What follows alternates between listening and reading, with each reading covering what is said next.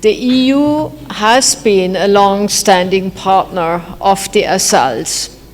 We are very much aware that the ASALs are the majority of the landmass of Kenya. And there is a sizable proportion of the population living in the ASALs. And historically, the ASALs have been left behind. And what is happening now is just shedding a light over this historic inequality. And as the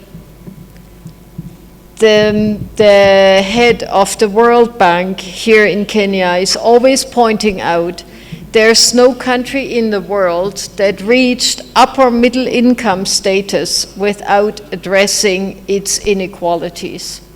So that's why it is so important for Kenya to look at this in a structured and systemic way.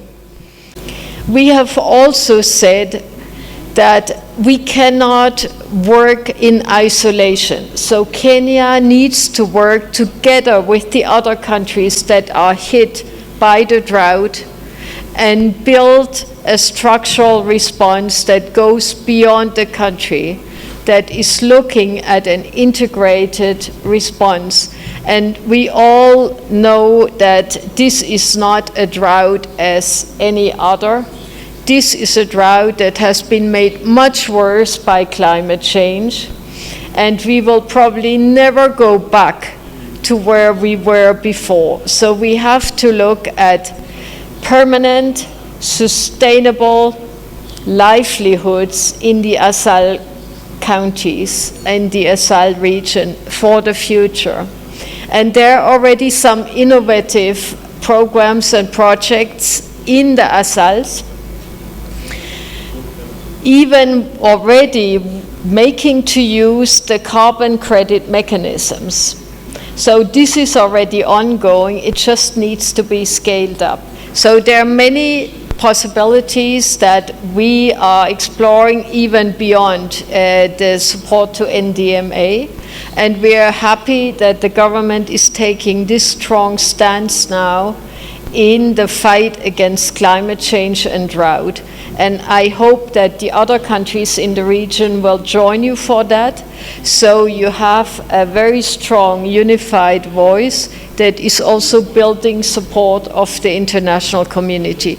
That's why I'm so happy that we have our members of the European Parliament here today, so they can hear firsthand what is happening in the country and what Kenya is doing about it. This event today is testament to the deep and meaningful friendship Kenya enjoys with the European Union. And the drought Kenya has encountered in recent years has greatly affected food security of our communities, especially those living in arid and semi-arid areas.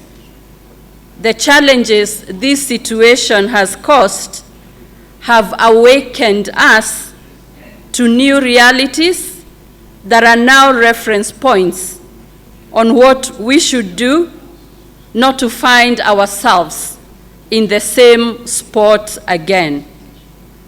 I am glad that the Dry Land Climate Action for Community Drought Resilience project is provided strengthening, and it has also increased NDMA's capacity to drive ending drought emergency innovations and stakeholder-led coordination. I believe that this action will bring us closer to our goal of ending drought emergencies in Kenya. Humanitarian assistance is only a stopgap measure. Our manifesto recognizes that an estimated 2 million households, that is 1 in 6, are food poor. The vast majority of these are farmers. We believe that support to farmers to raise productivity would not only enable them to feed themselves, but also generate a surplus that contributes to national food security and the economy. Some of these farmers are in our arid and semi-arid regions, where the main production systems are livestock keeping and mixed farming. We are therefore taking proactive action to put in place long-term measures that will address the challenges posed by cyclic droughts. For instance, we have committed to build a mixture of 1,000 dams and ponds across the country over the next several years. It's not a one-year program, but it has to be spread out through public-private partnerships to increase food production. The additional 13 million euro, that is about 1.7 billion Kenya shillings grant under the Dryland Climate Action for Community Drought Resilience Project, which we are launching today, will significantly enhance resilience of our communities to drought and other effects of climate change. We therefore will honor our commitment under the grant contract to contribute a further 5 million euros, that is about Kenya shillings 650 million, as counterpart funding for the project.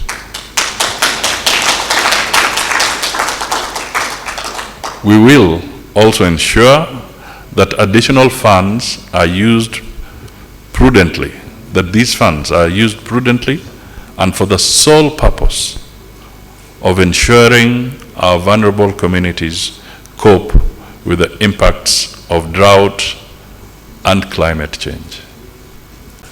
Drought can be very dehumanizing. It breeds poverty, and there is no dignity in poverty. So as we fight drought, we are also bringing dignity to these communities. We need to really continue pulling together.